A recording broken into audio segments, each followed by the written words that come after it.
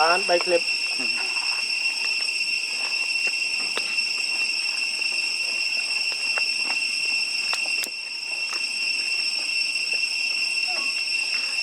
vài con nữa và em nó nè da dưa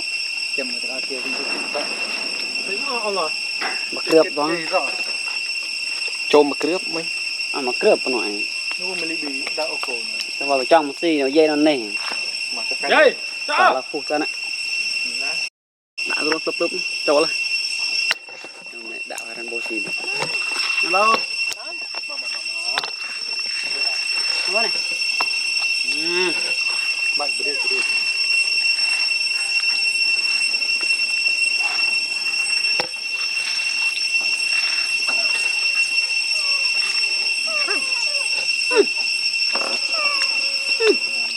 mày cũng không tồn nè về thầm là vậy rồi tự mình khăn tí mình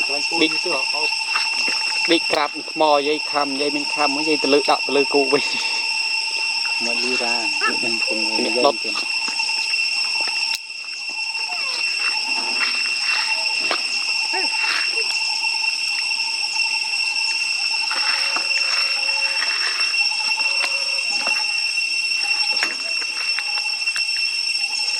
bầu mất đi hút hút bầu đó là bầu bầu mất chẳng bao giờ mình khó và ui mặt của tôi còn sao xì thôi xì bỏ với cầm cái cọ nó mùi này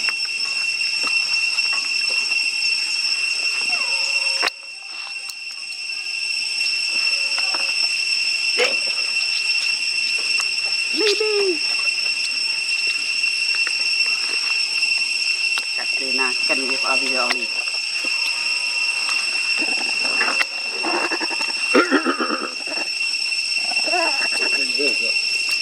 đinh đi la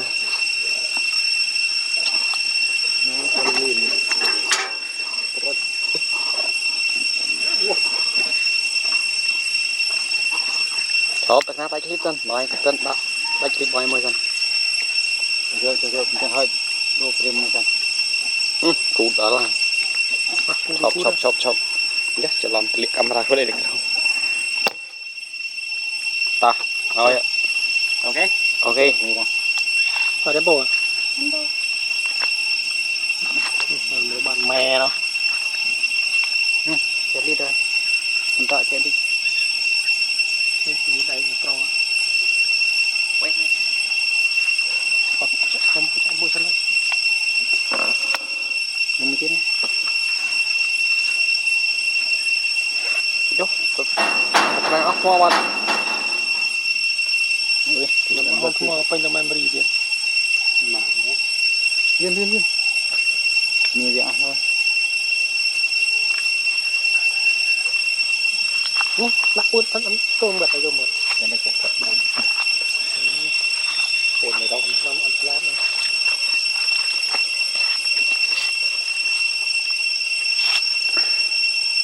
đã mượn rồi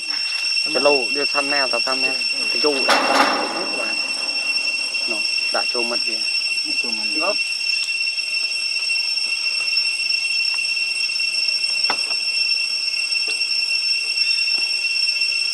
chết thì không là cho ấy tạm tạm ra cho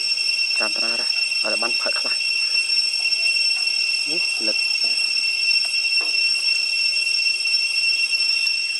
rồi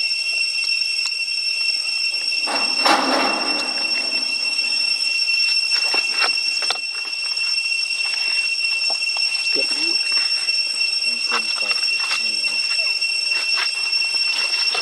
khi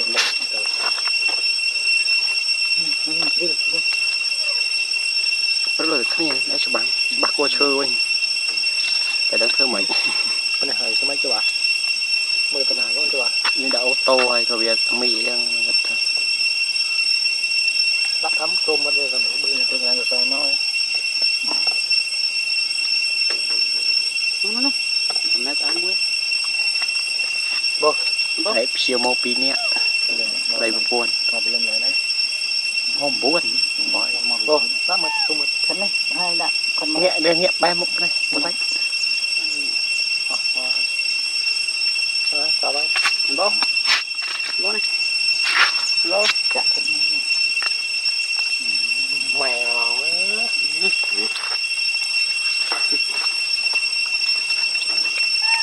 á. Nó bơi sâu biết đâu. nhà đòn luôn này cái ở Đón đòn bơi đây. cho con thằng dọc đi không ở trong cành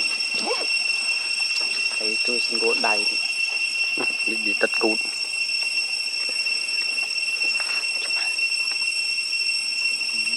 Phải một lít gì đây.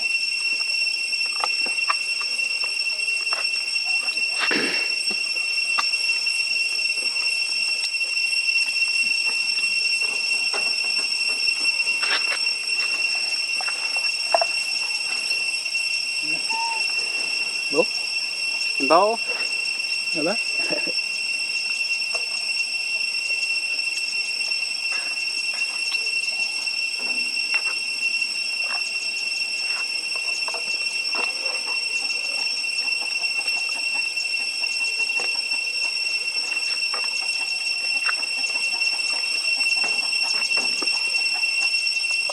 đòn nó đây bà đã đòn rồi nó cài nòng khi đó cố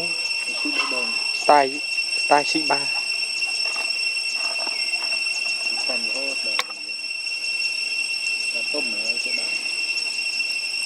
rô xem Tôm.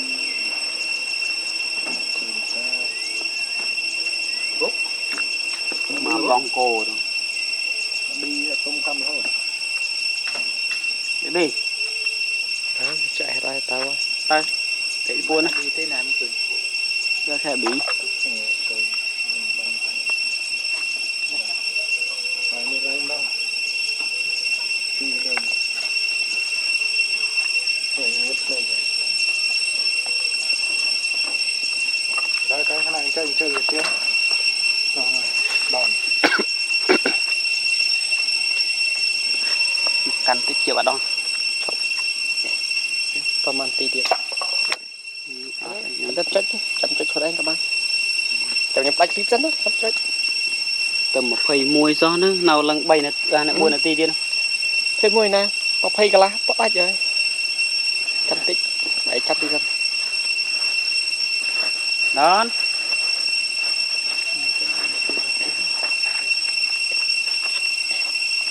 đại dân mong các bạn đây ọ tiền bay ọ nhưng mà